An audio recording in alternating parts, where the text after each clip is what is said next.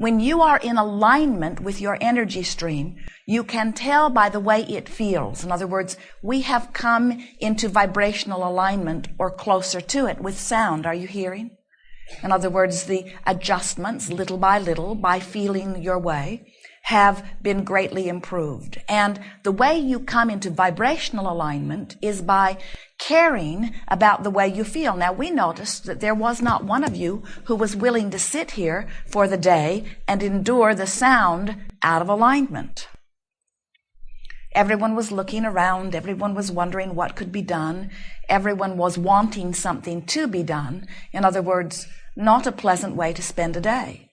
And we want you to be 10% that particular about your own vibrational offering. It is interesting to us that you care about the sound in a room in which you are going to spend a few hours, even more than you care about your vibrational indicator that lets you know everything about your alignment with Source, which is everything. We're teasing you just a little bit here, and so we might as well go all the way and be as blunt as we can possibly be. Why would you put up with a moment of emotional discord when you're not willing to put up with an imbalanced sound in a room? When the imbalanced sound in a room only has the potential of irritating you for a few hours, while the imbalance of vibration within you is going to net you manifestation that will not please you for quite a number of days. So if we were standing in your physical shoes, we would begin to get very picky about our vibrational alignment. And we would be grateful every day for the emotions that flow through us, whether they are positive or negative, whether you call them love and joy or whether you call them despair. We would begin to talk on a regular basis with sincere appreciation about our own vibrational indicator. And then we would begin to utilize it effectively in the way that you intended as you came forth into this physical body. Now, what happens with so many of you as you begin your co-creative rampage in this physical experience is that you look around at others and there are some who please you immensely, for which you are grateful. And then you look around at others who are not so pleasing, for which you are not so grateful. And then you say to the unpleasing ones, you need to change. You need to become more pleasing so that I can feel better. And then you point out to them the ones that please you. And you say, why can you not be more like them?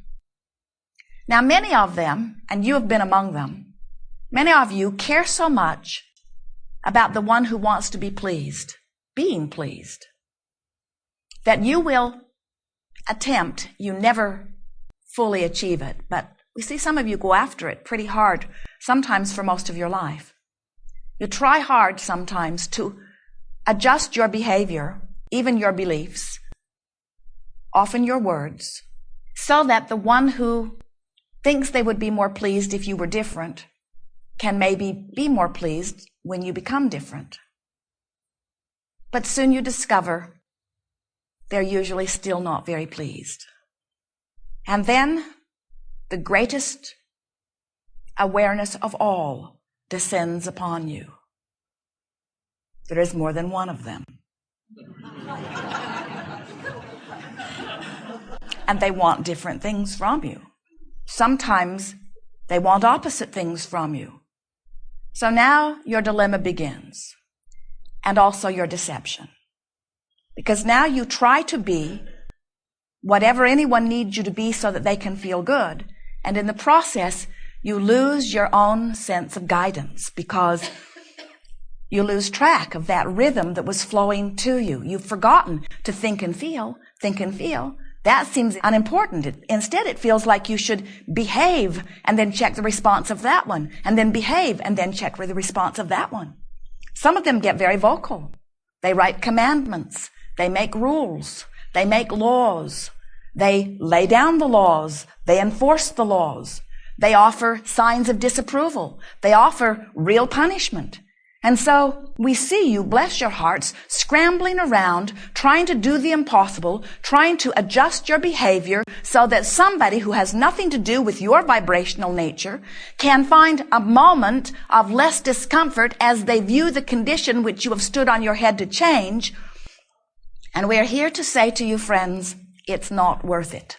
It doesn't work. It doesn't make them happy. It leads you away from the only rhythm or guidance that comes forth from within you. It does not make the world a better place. It causes you to lose track of who you are and where you are going. As you decide that nothing is more important than your awareness of how you feel, then you will begin today to vibrationally align yourself with this source energy, and therefore to be the being that you really are. We want you to leave this gathering with one determination. Nothing is more important than that I feel good, and another, awareness, and I have control of the way I feel. No longer do I need circumstances or events to change so that I can feel good. I have the power to feel right here in my ability to focus. Because as I can focus, I will generate a vibration, and as I generate a vibration, it will align or not with who I really am, and as it aligns or not with who I really am, I will have a feeling response, which is my indicator of how I'm doing. And just like you can tweak your sound system into alignment, you can tweak your emotions into alignment until it is our wish for you that you get picky, so that you find yourself, while right now, most of you who come to a gathering like this, who have been listening to us or others like us for a while, your emotional range is somewhere between overwhelmment and frustration all the way up into ecstasy and joy and love and all of that. That's your range, most of you. You can dip into fear if you watch enough television, or you can dip into fear or into despair on occasion, but most of you only dip there occasionally. Your set point, the groove in your vibration, the place that you more easily return to, is somewhere here in this range of feeling pretty good to feeling really good. But you are teachers of those who often don't get even into the range of frustration very often. In other words, you know people who are angry all the time. You know people who are fearful all the time. You know people who are feeling enormous despair. And as teachers, you want to begin to assist them. But you've noticed as you show up with your bright, fluffy energy, and you announce to them as professionally and lovingly as you can, you know you are the creator of your own reality. And they think to themselves, that cannot be true, or you would be gone. You would not be here harassing me if I had anything to do about it. And further, they would say, if I were the creator of my own reality, I'd have more money, and I'd have more friends, and I'd have a lover, and my body would feel and look better. I wouldn't be in this mess that I'm in. Don't tell me I'm the creator of my own reality. Which brings us to this important thing as teacher to teacher. We encourage you to announce to someone that they are the creator of their own reality when things are going really well. In other words, point it out when things are going really well. They'll take it much better at that time. But because you want so much to feel good, and because often you have found a way of feeling good much of the time, you want them to feel good too. And it hurts you when they don't feel good. And so now, in a sense, you're doing sort of what we were talking about before. You're seeing someone who is in pain, who is not feeling good, and in their pain, you're now feeling pain, and now you are wanting them to do something about the way they feel so that they can feel better, yes, but you gotta admit it so that you can feel better too. And we want you to, before you begin to help others, we want you to come to the knowing that you are the one who's in charge of the way you feel. And you cannot let anybody else and the way they're feeling affect the way you are feeling without being like everybody else and needing to change the circumstances so that you can feel better. That's what conditional love is all about. If you'll change this condition, then I'll feel better. But if you need them to change so that you can feel better, you're just perpetuating that same old myth that does not work.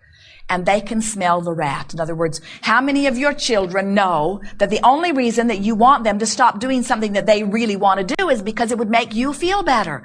And many of them are born with this powerful memory that it's not their job to do stuff that makes you feel better. It's their job to do stuff that makes them feel better. Them feel better. Them feel better. And so you've come up against some of them from time to time when they say, go away.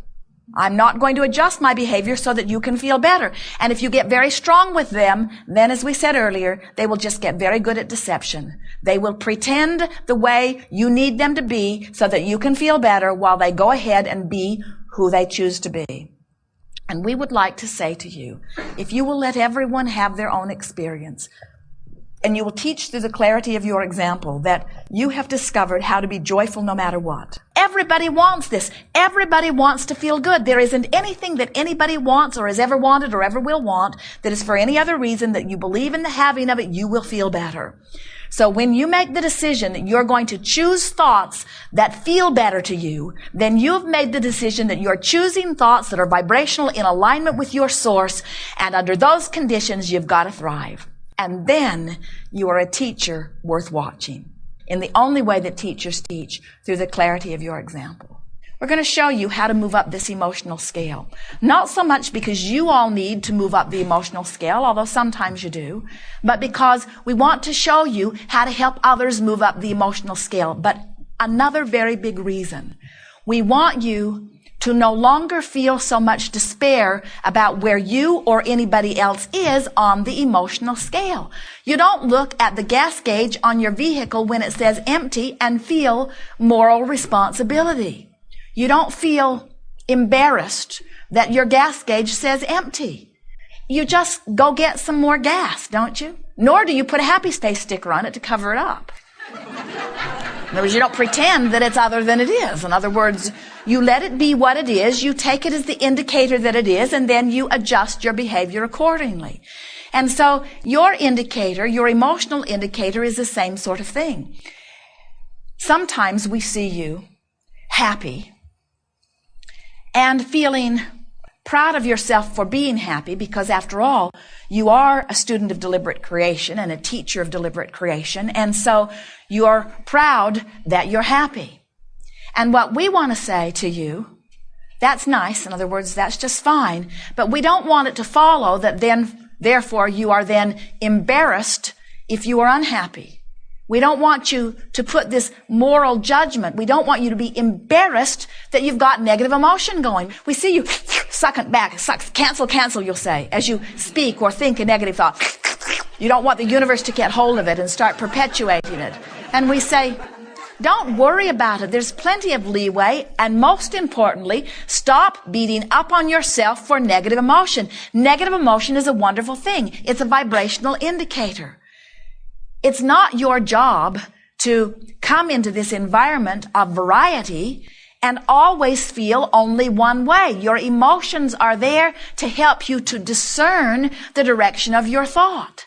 So when you find a thought, even if it's a thought that you often think or that you've been thinking for a long time, and you recognize the negative components of it, you recognize that it makes you feel bad, stop at this moment. Stop from now on. Stop forevermore saying, I feel negative emotion and therefore I am bad. And instead say, good for me. I'm aware of this negative emotion. Now what am I going to do about it? And we want to say to you that no matter where you are on this emotional scale, there is always, and here is the key, this is what you're reaching for every single time, there is always the potential for a feeling of relief. So what's a feeling of relief? What happens when you find relief? What happens when you feel the relief that blessed breath of fresh air that revenge gave you? What happened in that feeling of relief? You left some resistance behind. And what does leaving resistance behind mean? It means you came closer into vibrational alignment with who you really are. So what we're really wanting you to hear is, it's natural for you to focus upon something that makes you feel less than good. That's natural. You live in this world of variety, but it is not natural for you to stay there, and it's not natural for you to build a culture around it, and it's not natural for you to continue to beat the drum of it, and it's not natural for that bad feeling to remain long time. It's natural for it to be like touching the hot stove. You are aware that it is hot, and so you don't spend any time laying on it. An understanding of this and a practical application of it will set you free.